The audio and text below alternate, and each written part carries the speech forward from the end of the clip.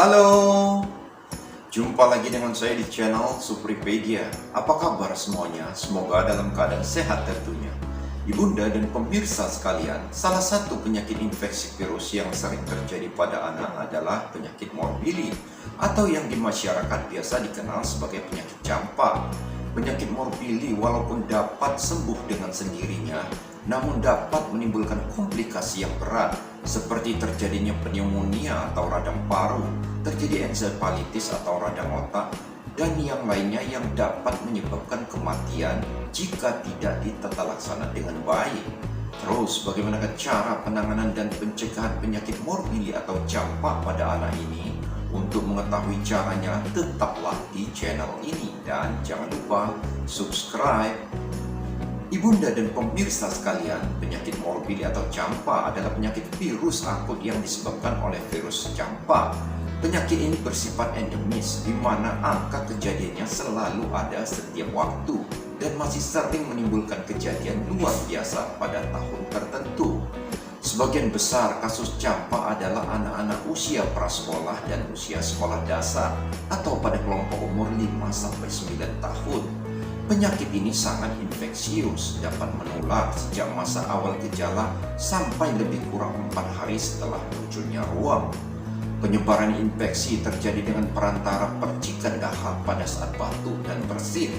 Ibunda dan pemirsa sekalian, adapun faktor resiko terjadinya infeksi virus campak pada anak antara lain adalah anak dengan gizi kurang atau gizi buruk, kemudian riwayat imunisasi yang tidak lengkap terutama imunisasi campak, kemudian adanya kondisi anak dengan imunokompromis seperti anak dengan HIV, penggunaan steroid jangka panjang, dan yang lainnya.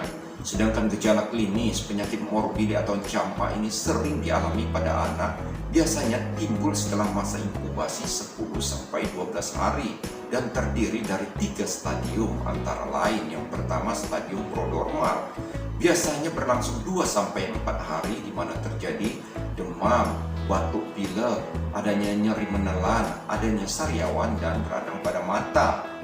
Kemudian dijumpai timbul ruam kemerahan pada mukosa pipi di depan geraham yang disebut dengan bercak koplik.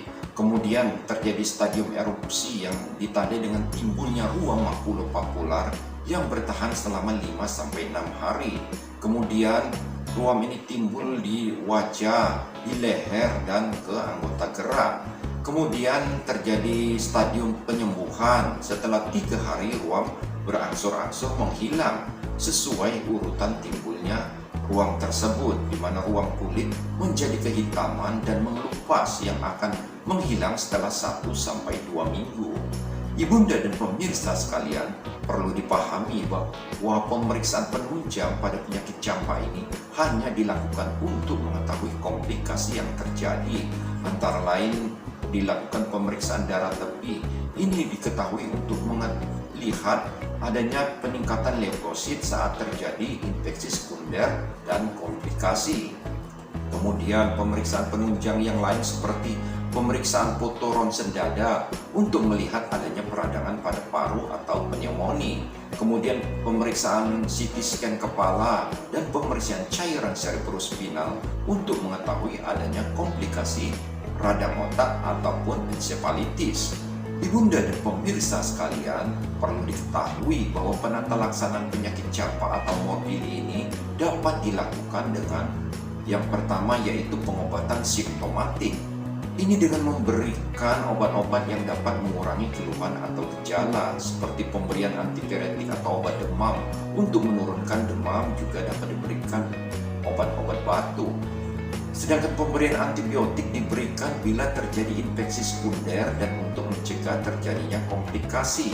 Pemberian suplemen vitamin A 100.000 international unit dapat diberikan.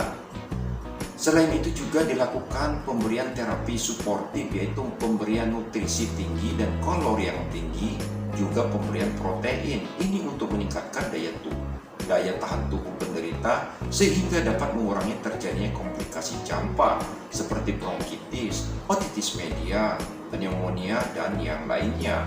Ibunda dan pemirsa sekalian, perlu diketahui bahwa pada umumnya penyakit campak ini dapat sembuh dengan sendirinya tanpa perlu perawatan di rumah sakit. Adapun indikasi perlu rawat inap di ruang isolasi rumah sakit bila dijumpai gejala seperti demam yang tinggi, kemudian dehidrasi, kemudian adanya kejang, asupan oral yang sulit, dan adanya komplikasi yang lain. Ibunda dan pemirsa sekalian, adapun hal yang tidak boleh dilupakan adalah tindakan pencegahan terjadinya penyakit campak ini.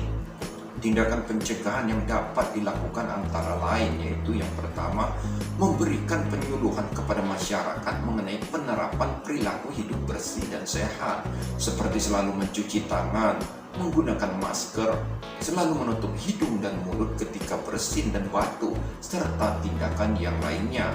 Kemudian menekankan pentingnya pelaksanaan imunisasi campak untuk semua bayi.